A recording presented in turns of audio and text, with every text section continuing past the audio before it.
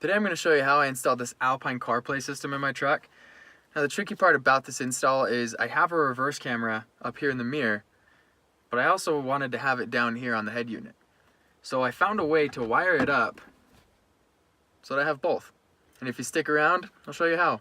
So we have the head unit mounted inside the dash mount, and then there's the wiring harnesses coming out of the back of the stereo into the PAC Audio Interface.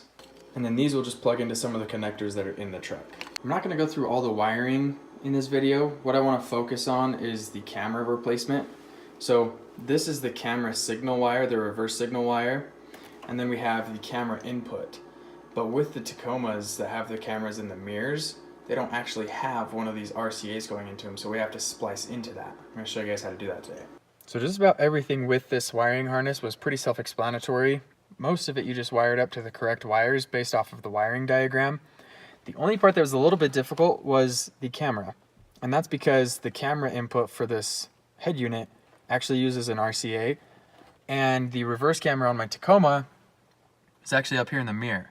And so it doesn't actually have the RCA input coming from the back of the head unit. So what I had to do was I took an RCA and then I split that, and actually had to extend the wires out. So this gives you kind of a good idea of what happens. So inside this RCA cable, there is a positive and a negative, and the green is positive in this case, black is negative. I had to run that down to the dash by the kick panel and hardwire it into some of the wiring. So down by the kick panel, there are two parts that you have to wire. The first one is the reverse trigger wire, which is that orange wire going in, and I spliced it in with that red wire that's on that connector right there. And what that does is it tells the head unit when the truck is in reverse and when it's not. That way it knows to turn on. The second part that I had to wire up was right up here. So on the second connector, I had to wire up that RCA to the actual power wire and the ground for the camera.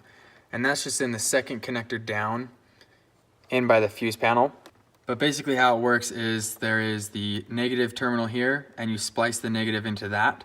And then there's the positive red, which you can see just kind of on the back there, and then the green positive wire from the RCA that I spliced.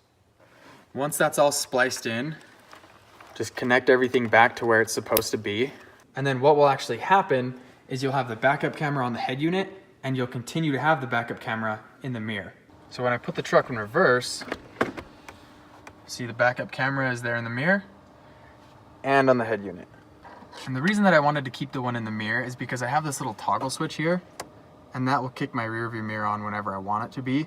But I didn't want that to go down to the head unit. I wanted that to just stay how it was. So that's why I wanted to keep both, just so I could continue to use that. The only other thing that I had to wire was this GPS unit, just that little box right there. And the last thing was the microphone. So the stock microphone is actually in the top of the mirror there, and I wanted to keep it pretty similar. And so what I did is, you can see the microphone is right there on the top. I just used some of the double-sided tape that they provided. And then the wire for the mic actually runs through this plastic piece up into the roof, and then it runs along the roof line and down the A-frame right here. And then it drops in and it runs along the dash, comes out here, plugs into the back of the head unit. If you want to keep the auxiliary input, you can do that. Just plug in an aux cable into the back right here, and then you can route it through the back. I ran mine through where that tray lets out. That way I can have the aux cable just sitting in that tray whenever somebody else wants to use it. Just make sure you guys check everything before you start putting it all back together, because it would really suck to put it all back together just to have something not work and you have to take it all apart to rewire it. But once everything's wired correctly, just put it all back together and you'll be good to go. With everything wired up and reinstalled, we put the truck into reverse. Here's the camera there, and the camera on the rearview mirror. Thanks a ton for watching. Any questions you have, just leave them down in the comment section below. And while you're here, check out some of my other videos. We'll see you around.